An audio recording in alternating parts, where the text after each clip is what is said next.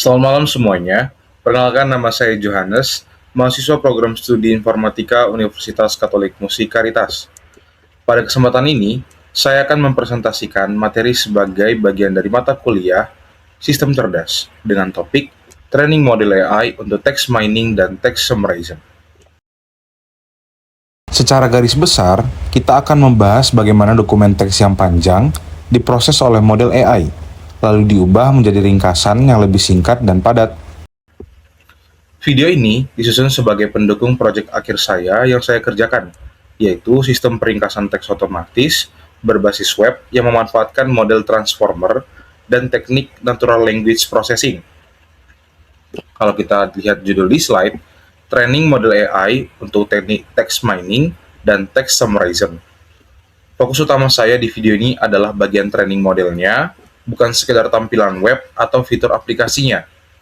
Jadi, di sini saya akan menjelaskan bagaimana model AI bekerja dari data teks, bagaimana teks diubah menjadi angka, bagaimana proses forward pass loss sampai update bobot terjadi, dan kenapa hal itu penting untuk tugas text mining dan khususnya peringkasan teks otomatis. Di slide ini ada 3 poin utama yang ingin saya tekankan. Yang pertama, fokus proses training model AI pada data teks. Artinya, di video ini saya akan banyak membahas proses belajarnya model, bukan hanya cara memanggil API atau menjalankan model saja.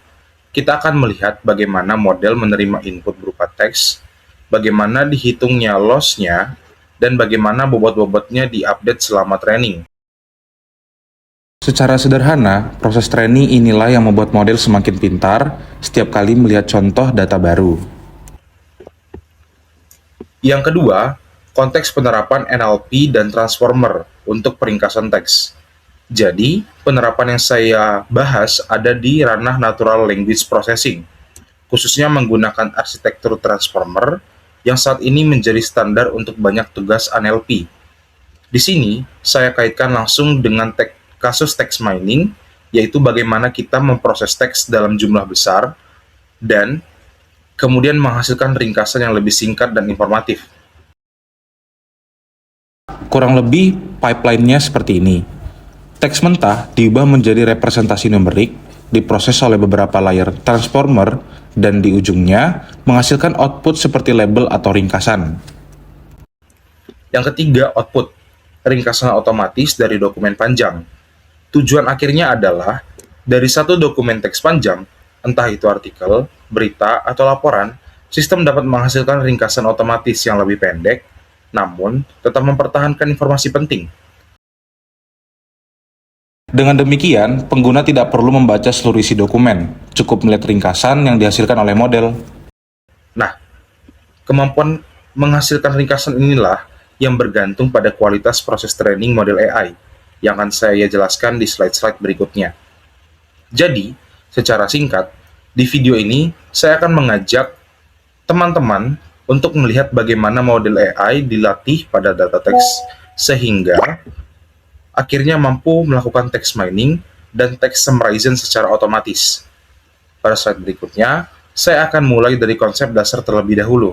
Apa itu model dalam machine learning dan bagaimana kaitannya dengan data teks yang akan kita olah.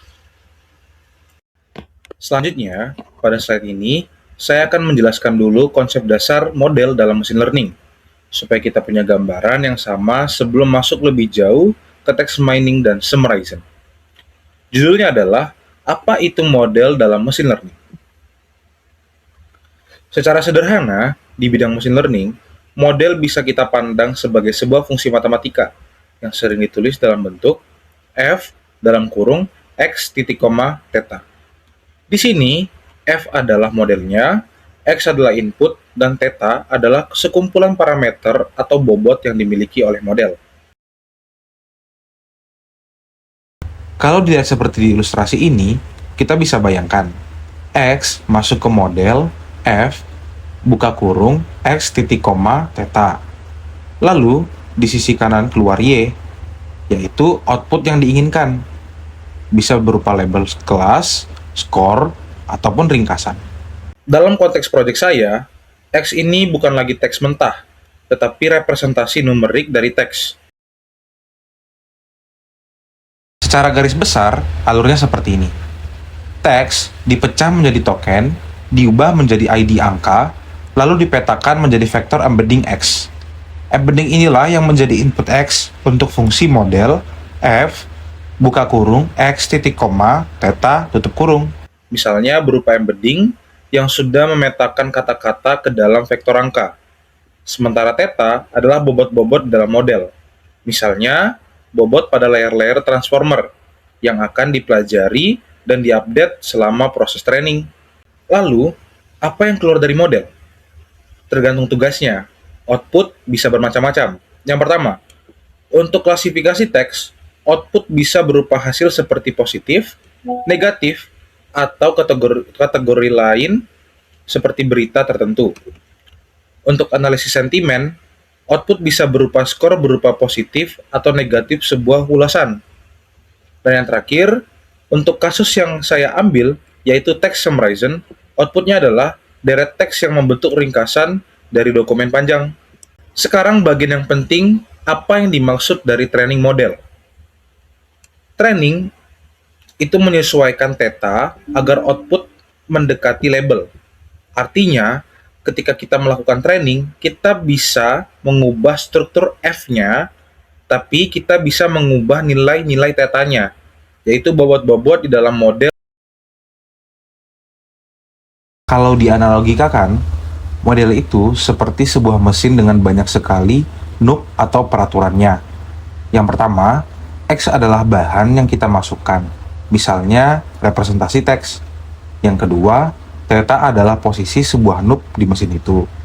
Dan yang terakhir, output adalah hasil yang keluar, misalnya label atau ringkasan. Training adalah proses memutar knob-knob theta sedikit demi sedikit berdasarkan data dan nilai error, sampai hasil keluaran mesin ini semakin mendekati label yang seharusnya. Supaya F dalam kurung X titik koma theta tutup kurung itu sama dengan label yang benar untuk sebuah atau sebanyak mungkin contoh data di dalam dataset. Jadi, di level konsep, kita bisa simpulkan model adalah fungsi F dalam kurung, buka kurung, X titik koma theta tutup kurung. Yang kedua, X adalah representasi numerik dari teks. Yang ketiga, theta adalah bobot yang kita latih. Dan yang terakhir, training berarti menyesuaikan theta supaya output model semakin mendekati label yang benar-benar itu label kelas, skor, maupun ringkasan. Pada slide berikutnya, saya akan masuk ke konteks text mining dan natural language processing untuk menjelaskan kenapa kita perlu mengubah teks menjadi angka sebelum bisa dimasukkan sebagai X ke dalam model. Pada slide ini, saya akan masuk ke konteks text mining dan natural language processing atau NLP. Tujuannya adalah supaya kita punya gambaran dulu apa yang sebenarnya dikerjakan ketika kita berbicara tentang text mining dan kenapa teks perlu diubah menjadi angka sebelum bisa diproses oleh model machine learning. Yang pertama, tertulis di sini. Text mining mengubah dan menganalisis teks dalam jumlah besar. Secara sederhana, text mining adalah proses mengolah dan mengekstrak informasi dari teks dalam skala yang besar. Misalnya, kita punya ribuan artikel berita, ulasan produk, atau komentar pengguna, dan kita menemukan pola, ringkasan, atau informasi penting dari seluruh teks tersebut. Jadi, bukan hanya membaca satu dokumen, tetapi menganalisis banyak dokumen sekaligus menggunakan bantuan algoritma dan model AI. Yang kedua tertulis, tugas NLP, identifikasi, sentimen, text summarization, dan sebagainya. Di dalam NLP, ada banyak sekali jenis tugas. Beberapa contoh yang paling umum antara lain, yang pertama, klasifikasi teks, misalnya mengelompokkan berita ke kategori politik, olahraga, ekonomi, dan lain-lain. Yang kedua, analisis sentimen, misalnya menentukan apakah sebuah ulasan bersifat positif, negatif, atau netral. Dan yang terakhir, text summarization, yaitu meringkas dokumen panjang menjadi ringkas yang lebih singkat dan mudah dibaca. Project yang saya kerjakan berada di kategori text summarization. Tetapi konsep training yang akan saya jelaskan juga berlaku untuk tugas natural language processing lainnya. Dari teks yang sama, sistem NLP bisa menghasilkan berbagai jenis output, seperti label, skor sentimen, ataupun ringkasan. Berikutnya, ada tantangan utama yang tertulis di slide, yaitu tantangan bahasa manusia bersifat tidak terstruktur. Bahasa yang kita gunakan sehari-hari, baik dalam bentuk paragraf, chat, maupun artikel, itu tidak terstruktur seperti angka di dalam label. Satu kalimat bisa punya banyak makna tergantung konteks. Ada sinonim, ada kalimat yang tidak lengkap, bahkan ada typo atau bahasa gaul. Bagi komputer, semua itu hanya deretan karakter, sehingga tanpa pengolahan lebih lanjut, teks seperti ini sulit dipahami dan dianalisis secara langsung. Bisa dilihat secara ilustrasi. Di sisi kiri, teksnya masih berantakan dan tidak terstruktur. Sementara di sisi kanan, kita inginkan data yang rapi dan terstruktur, supaya bisa diproses model dengan lebih mudah. Karena itulah, di bullet terakhir atau di balet terakhir tertulis solusi ubah teks representasi numerik sebelum masuk model. Ini adalah kunci NLP modern. Sebelum teks masuk ke fungsi model f buka kurung x titik koma theta tutup kurung, kita harus mengubah teks tersebut menjadi bentuk angka yang lebih terstruktur. Misalnya dalam bentuk vektor embedding. Secara garis besar, teks akan dipecah dulu menjadi token, kemudian setiap token mendapatkan representasi numerik, dan kumpulkan representasi inilah yang menjadi input X ke dalam model. Jadi, rangkumannya di slide ini adalah, yang pertama, text mining berurusan dengan pengolahan teks dalam jumlah besar. Yang kedua, natural language processing itu menyediakan berbagai tugas seperti klasifikasi, analisis sentimen, dan text summarization sebagai kasus yang saya ambil. Yang ketiga, tantangan utamanya adalah bahasa manusia yang tidak terstruktur dan ambigu. Dan yang terakhir, solusi dasarnya adalah mengubah teks menjadi representasi numerik sebelum diproses oleh model machine learning. Pada slide berikutnya, saya akan menjelaskan lebih spesifik bagaimana teks diubah menjadi angka, yaitu melalui proses tokenisasi dan embedding, sebelum akhirnya menjadi input X bagi model. Selanjutnya, pada slide ini, saya akan menjelaskan lebih rinci bagaimana teks diubah menjadi angka melalui proses tokenisasi dan embedding. Ini penting karena, seperti yang sudah dibahas sebelumnya, model machine learning bekerja dengan angka, bukan dengan teks mentah. Di sini, kita fokus pada langkah-langkah yang mengubah teks menjadi representasi numerik X yang nanti akan menjadi input untuk fungsi model f dalam kurung x titik, theta. Pada poin pertama di slide ini, teks dipecah menjadi token atau kata atau subword. Langkah awal yang dilakukan adalah tokenisasi, yaitu memecah teks menjadi bagian-bagian kecil yang disebut token.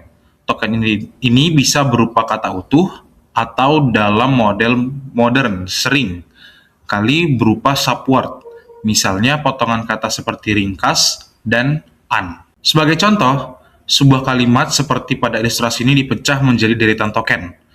Satu kotak untuk setiap kata atau subword. Setelah teks dipecah menjadi token, setiap token kemudian diberi ID numerik. Model yang menyimpan sebuah vocabulary, yaitu daftar semua token yang dikenali.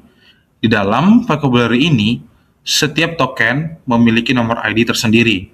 Jadi, kalimat yang tadinya berupa deretan kata, sekarang bisa direpresentasikan sebagai deretan angka ID.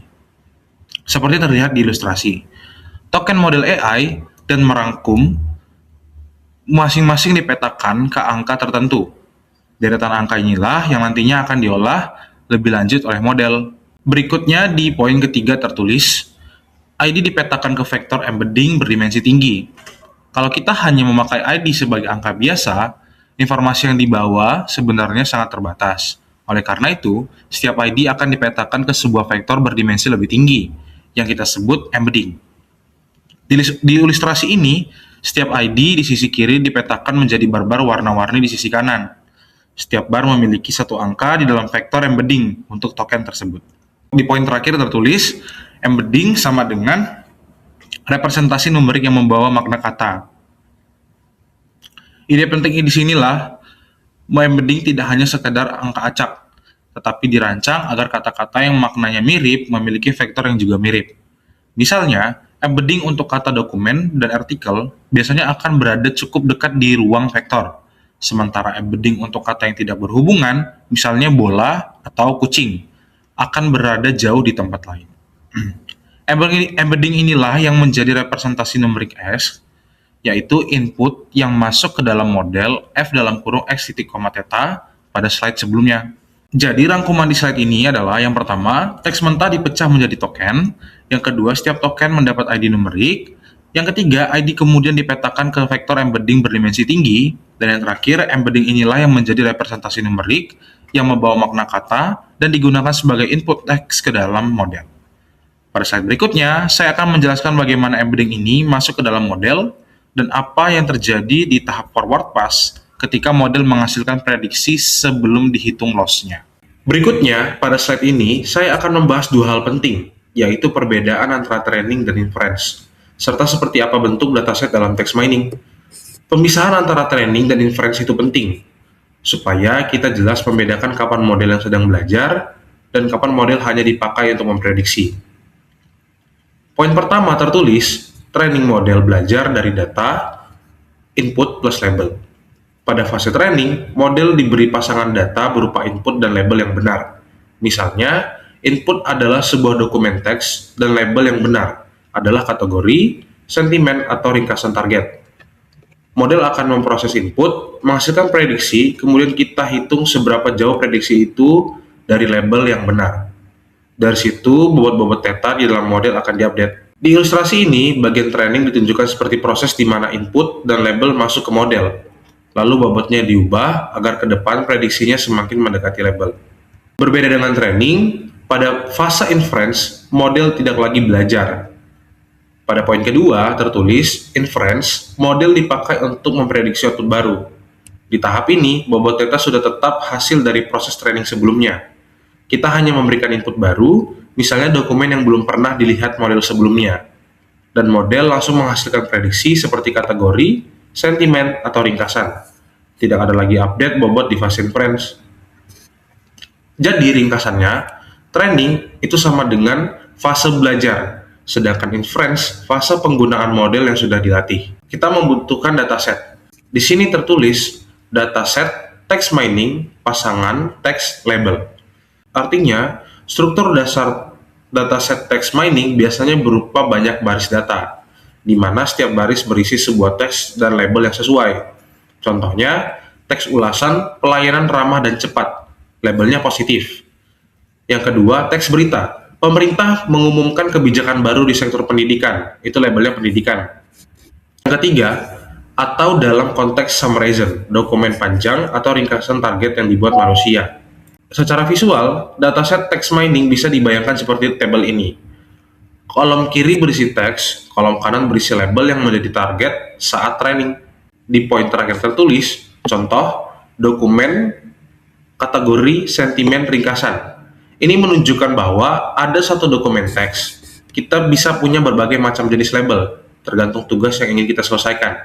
Yang pertama, untuk text classification, dokumen dipetakan ke kategori tertentu, misalnya politik, olahraga, ekonomi, dan lain-lain. Untuk sentimen analisis, dokumen dipetakan ke label sentimen seperti positif, negatif, atau netral. Dan yang terakhir, untuk text summarizer, dokumen dipetakan ke sebuah ringkasan yang padat dan lebih pendek. Jadi, satu dokumen sama bisa dipakai untuk berbagai jenis tugas, asalkan kita menyediakan label yang sesuai di dataset. Sebagai rangkuman dari slide ini, yang pertama adalah training adalah fase ketika model belajar dari pasangan input label dan bobot theta terus diupdate. Yang kedua, inference adalah fase ketika model sudah jadi, bobotnya tetap, dan model hanya dipakai untuk memprediksi output baru. Dan yang terakhir, dataset text mining biasanya berbentuk pasangan, teks, dan label. Misalnya dokumen dengan kategori, skor sentimen, atau ringkasan target. Pada slide berikutnya, saya akan mulai masuk ke proses forward pass dalam model, bagaimana embedding yang sudah kita bentuk tadi mengalir melalui layer-layer model untuk menghasilkan prediksi sebelum dihitung loss-nya. Setelah kita memahami perbedaan antara training dan inference, sekarang kita zoom in ke salah satu langkah penting di dalam keduanya, yaitu forward pass. Di slide ini, judulnya forward pass, input masuk, prediksi keluar. Forward pass adalah tahap ketika embedding teks yang sudah kita bentuk tadi dimasukkan ke model f dalam kurung x titik koma theta. Lalu model menghitung output berupa skor atau distribusi probabilitas. Poin pertama, embedding teks masuk ke model f dalam kurung x titik koma theta. Di slide sebelumnya, kita sudah melihat bagaimana teks diubah menjadi embedding, yaitu vektor numerik yang mempresentasikan makna, kata atau urutan kata. Nah, embedding inilah yang sekarang menjadi input X untuk fungsi model f dalam kurung x titik koma theta. Jadi, forward pass dimulai ketika embedding ini dimasukkan ke model. Seperti ilustrasi, embedding X masuk ke dalam blok model f dalam kurung x titik koma theta. Dan di sisi kanan, model menghasilkan suatu output. Poin kedua, melewati beberapa layer atau mistransformer block. Di dalam model modern, seperti transformer, proses forward pass tidak terjadi hanya satu langkah saja, tetapi melalui beberapa layer secara beruntutan. Misalnya, embedding teks kita pertama kali masuk ke layer 1, lalu output dari layer 1 menjadi input dalam untuk layer 2, kemudian ke layer 3, dan seterusnya. Di setiap layer, dilakukan operasi seperti self-intention dan feed-forward network yang mengolah informasi konteks dari seluruh teks. Di ilustrasi ini, bisa dilihat embedding mengalir ke atas melewati beberapa layer. Proses ini yang membuat model bisa menangkap pola yang semakin kompleks di setiap tingkat kedalaman. Poin ketiga, model menghasilkan skor atau distribusi probabilitas. Setelah embedding melewati seluruh layer, di bagian paling akhir, model akan menghasilkan skor untuk setiap kemungkinan output. Skor ini biasanya kemudian diubah menjadi distribusi probabilitas menggunakan fungsi seperti softmax, sehingga bisa mendapatkan nilai antara 0 dan 1, yang jumlah menjadi 1. Contohnya, untuk tugas klasifikasi, model memberi probabilitas untuk tiap kelas. Yang kedua, untuk summarization, model memberi probabilitas untuk tiap token yang mungkin muncul berikutnya di ringkasan. Seperti di grafik ini, satu bar yang paling tinggi menunjukkan output yang paling mungkin menurut model, berdasarkan forward pass yang baru saja dilakukan. Poin terakhir di slide ini mengingatkan kita, pada tahap ini bobot belum diupdate, atau hanya menghitung output. Ini penting, karena dalam siklus training ada dua tahap besar. Yang pertama ada forward pass, menghitung output dan loss. Yang kedua, backward pass, atau back propagation, menghitung gradien dan mengupdate bobot. Di forward pass yang sedang kita bahas sekarang, bobot theta masih tetap hanya dipakai untuk menghitung output. Proses mengubah atau menggeser bobot baru dilakukan setelah kita menghitung loss, yaitu di tahap back propagation yang akan saya jelaskan di slide berikutnya. Jadi rangkumannya, yang pertama, embedding teks yang sudah kita bentuk sebelum menjadi input teks bagi model. Yang kedua, embedding ini mengalir melalui beberapa layer, misalnya layer-layer transformer. Yang ketiga, di ujung forward pass, model menghasilkan skor untuk distribusi probabilitas untuk setiap kemungkinan output. Dan yang terakhir, pada tahap ini, bobot model belum diubah, kita hanya menghitung outputnya saja. Pada slide berikutnya, saya akan membahas bagaimana kita mengukur seberapa baik atau seberapa salah prediksi tersebut menggunakan loss function, dan bagaimana loss ini menjadi dasar untuk proses back propagation. Setelah model melakukan forward pass dan menghasilkan prediksi, pertanyaan berikutnya adalah, seberapa bagus prediksi tersebut? Nah, untuk mengukur itu, kita memakai loss function. Di slide ini saya akan fokus pada cross entropy loss, karena ini adalah loss yang paling umum dipakai pada tugas klasifikasi teks, dan juga prediksi token pada text summarization. Poin pertama, loss itu ukuran seberapa salah prediksi model. Jadi, loss bisa dianggap sebagai angka penalti. Jika prediksi model mendekati label yang benar, maka loss-nya kecil. Jika prediksi model jauh dari yang seharusnya, maka loss-nya besar. Analoginya sederhana, seperti memanah target. Semakin dekat ke pusat target, loss-nya semakin kecil, semakin meleset, loss-nya semakin besar. Poin kedua, untuk klasifikasi atau token, pakai cross entropy loss. Di natural language processing, model sering menghasilkan output berupa probabilitas. Yang pertama, untuk klasifikasi, probabilitas tiap kelas. Dan yang kedua, untuk summation, probabilitas untuk tiap token yang mungkin muncul berikutnya. Dalam kasus seperti ini, cross entropy digunakan untuk mengukur berapa besar probabilitas yang diberikan model untuk jawaban yang benar. Di slide ini ada intuisi rumus yang sering ditulis seperti ini. Loss sama dengan min log dalam kurung P benar. Artinya begini, P benar adalah probabilitas yang diberikan model untuk label atau token yang benar.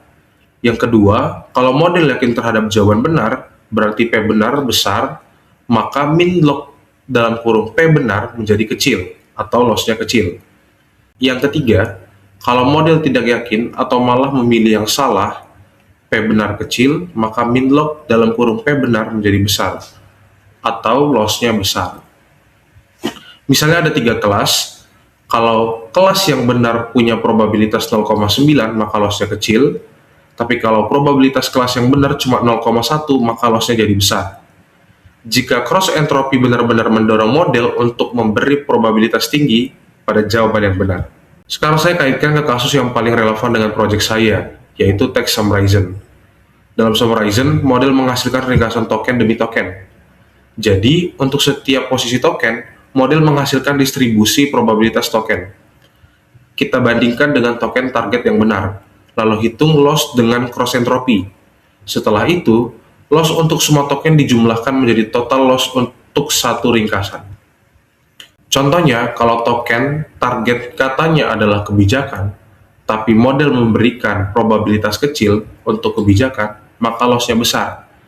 Tetapi kalau model memberi probabilitas tinggi untuk token yang benar, maka loss-nya kecil. Jadi rangkumannya di slide ini adalah, yang pertama, loss adalah ukuran seberapa salah prediksi model.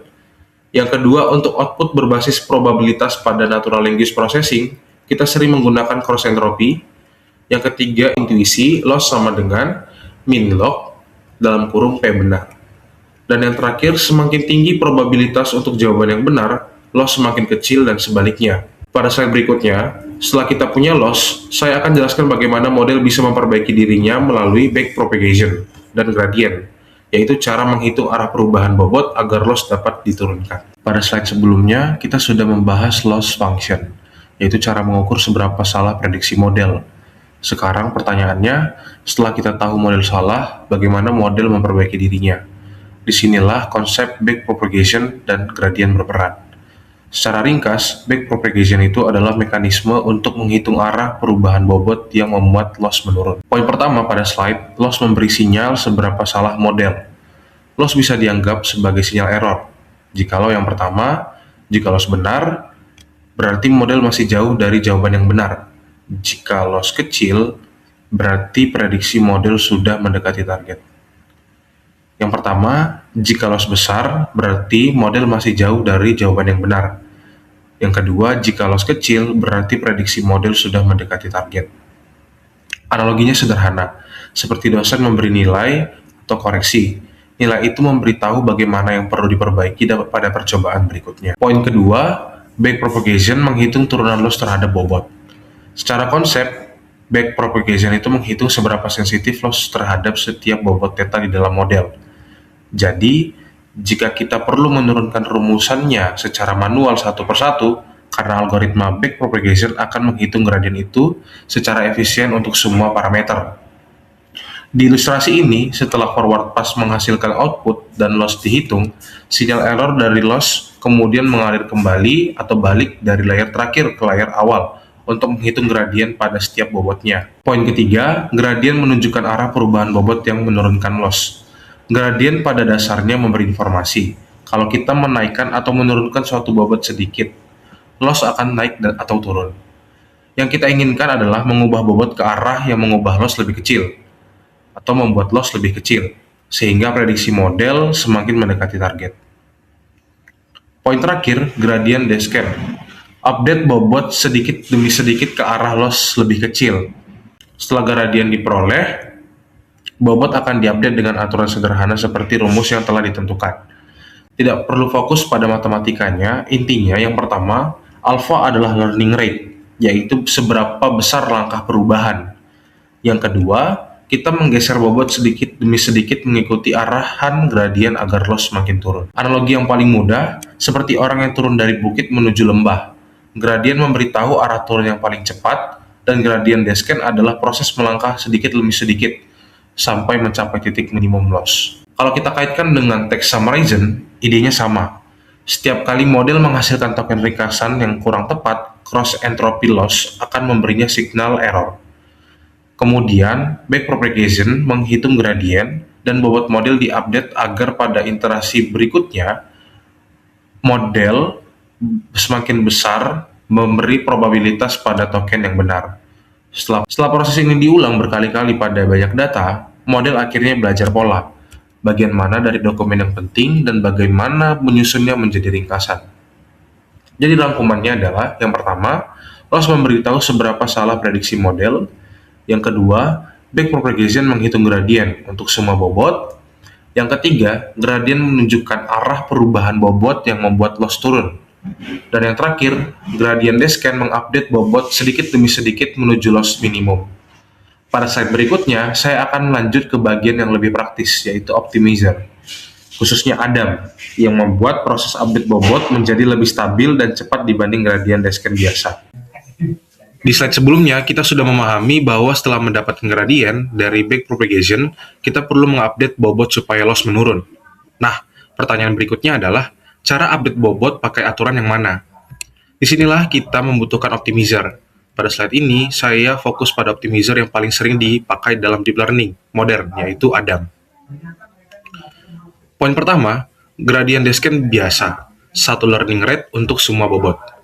Pada gradien descent standar, kita menggunakan satu nilai learning rate alpha yang sama untuk semua parameter. Update bobotnya sederhana, menggunakan rumus yang telah ditentukan. Kelemahannya, satu learning rate yang sama ini kadang membuat training. Yang pertama, terlalu lambat di sebagian parameter. Yang kedua, tapi terlalu agresif di parameter lain, sehingga proses konvergensi bisa tidak stabil atau membutuhkan waktu lebih lama. Poin kedua, Adam itu bisa menentukan momentum plus learning rate adaptif. Secara konsep, Adam menggabungkan dua ide penting. Pertama, momentum, yaitu mempertahankan arah update berdasarkan rata-rata gradien sebelumnya. Kedua, adaptive learning rate, yaitu ukuran langkah update yang bisa berbeda-beda untuk tiap bobot. Kalau dianalogikakan, gradien descent bisa seperti turun bukit dengan langkah yang sama terus, sedangkan Adam menyesuaikan langkahnya agar lebih cepat dan stabil menuju titik minimum. Poin ketiga, menyimpan rata-rata gradien dan kuadrat gradien. Ini inti yang membuat Adam disebut belajar lebih cerdas. Adam menyimpan dua nilai untuk setiap parameter. Yang pertama ada M, yaitu rata-rata gradien, mirip dengan momentum. Yang kedua itu V, yaitu rata-rata dari kuadrat gradien. Dengan dua informasi ini, Adam bisa menentukan arah update yang lebih stabil. Momentum bisa dianalogikan seperti bola yang menggelinding. Meskipun permukaannya sedikit bergelombang, bola tetap punya arah gerak sehingga tidak mudah zigzag. Dan ukuran langkah yang lebih sesuai untuk setiap parameter. Adaptive learning rate artinya, tiap bobot bisa punya langkah-langkah update berbeda. Ada yang perlu langkah kecil, ada yang bisa lebih besar, tergantung perilaku gradiennya. Poin terakhir, update bobot lebih stabil dan cepat konvergen. Karena Adam punya momentum dan learning rate adaptif. Proses trainingnya biasa. Yang pertama, lebih stabil, tidak mudah loncat-loncat. Yang kedua, dan seringkali lebih cepat mencapai loss yang kecil dibanding gradien descent biasa. Inilah alasan Adam sangat populer, terutama pada model besar seperti transformer, yang parameter atau bobotnya bisa mencapai jutaan bahkan miliaran. Kalau kita kaitkan dengan text summarization, model memprediksi token demi token dan loss dihitung berulang kali. Dalam situasi seperti ini, optimizer yang stabil seperti Adam membantu proses update bobot menjadi lebih konsisten, sehingga model bisa lebih cepat belajar pola, bagian teks mana yang penting, dan bagaimana membentuk ringkasan yang baik. Jadi rangkumannya pada slide ini adalah, yang pertama, gradient descent bisa memakai satu learning rate untuk semua bobot. Yang kedua, Adam menggabungkan momentum dan learning rate adaptif. Yang ketiga, Adam menyimpan rata-rata gradien dan kuadrat gradien untuk membuat update lebih stabil. Dan yang terakhir, hasilnya, training cenderung lebih cepat konvergen dan lebih stabil. Pada slide berikutnya, saya akan masuk ke bagian bagaimana semua proses ini terjadi berulang-ulang dalam epoch dan iterasi, sampai bobot model benar-benar menyimpan knowledge dari data. Pada slide ini, saya akan memberi contoh alur training yang lebih konkret khusus untuk kasus text summarization. Jadi, semua yang sudah kita bahas sebelumnya, tektonisasi, embedding, forward pass, cross entropy loss, backpropagation, dan optimizer Adam akan kita rangkai menjadi satu proses lengkap. Langkah pertama, kita punya input berupa dokumen teks yang panjang. Lalu kita punya label, yaitu ringkasan target yang biasanya dibuat oleh manusia atau editor. Jadi, pada saat dataset summarization, satu baris data itu bukan teks, kategori, tetapi dokumen panjang atau ringkasan target.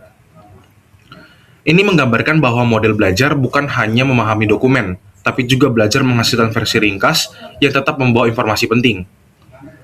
Berikutnya, model summarization berbasis transformer biasanya bersifat generatif. Artinya, model menghasilkan ringkasan token demi token, satu persatu secara berurutan.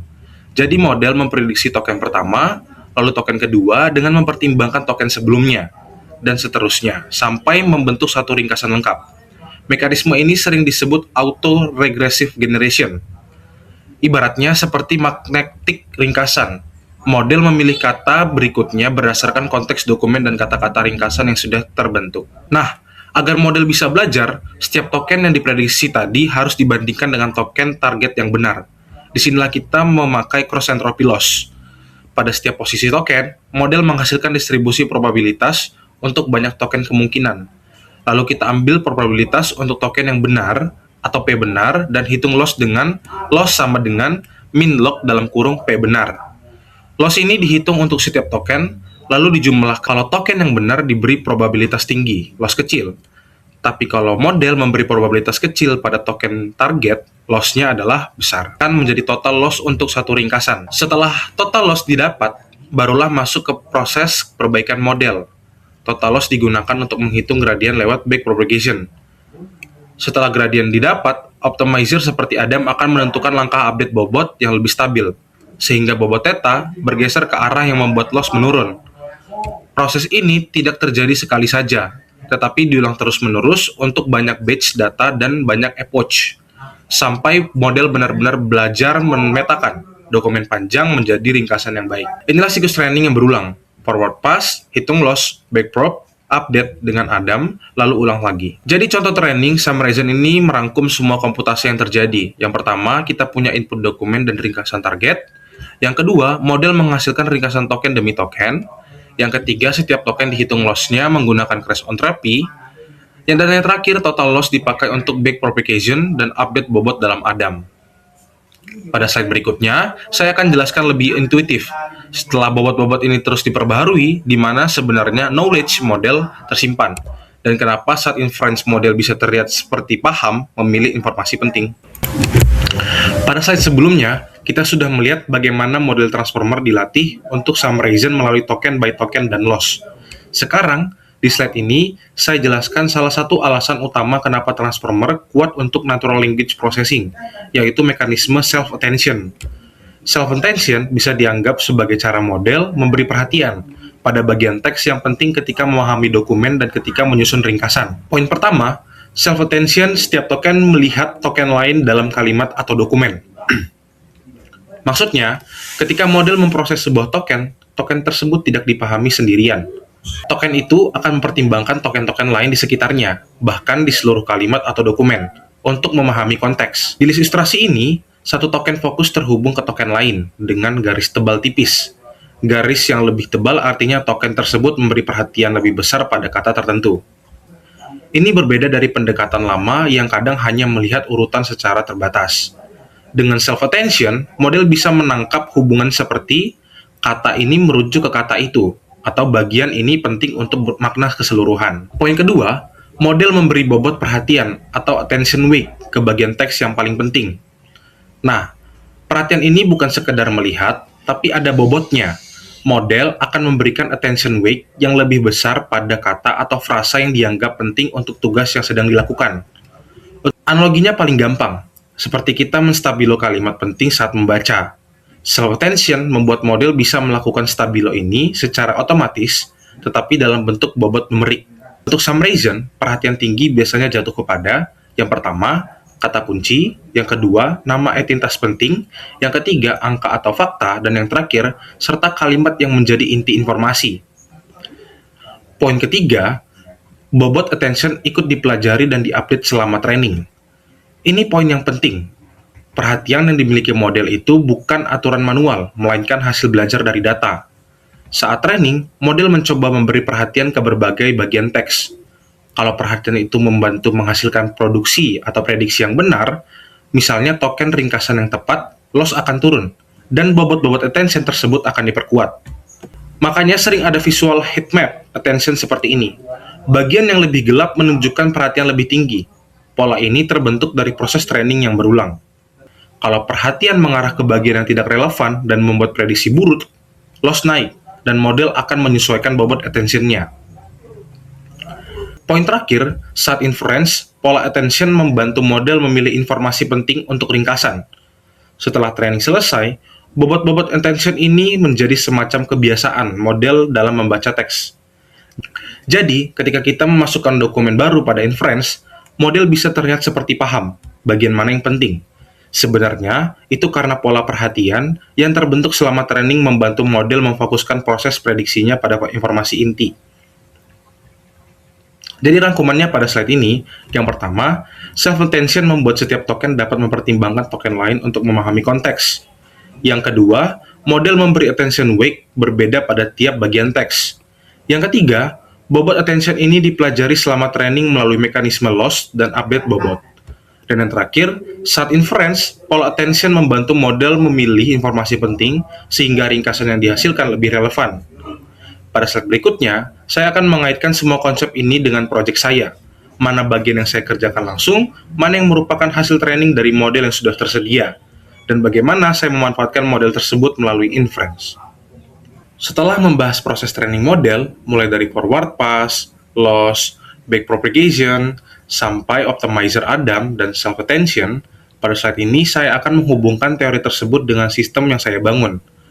Tujuannya adalah menunjukkan bahwa walaupun saya menggunakan model yang sudah tersedia, saya tetap memahami mekanisme ilmiah di baliknya.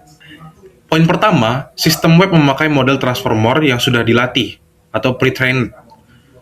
Pada proyek saya menggunakan model summarization berbasis transformer yang sudah melalui proses training dalam skala besar. Proses trainingnya melibatkan dataset besar, iterasi yang sangat banyak, dan komputasi yang berat, sehingga model tersebut sudah punya kemampuan memahami teks dan menyusun ringkasan. Poin kedua, di proyek, saya hanya menjalankan inference, bukan training dari nol. Artinya, di sistem web yang saya buat, saya tidak mengupdate bobot data lagi.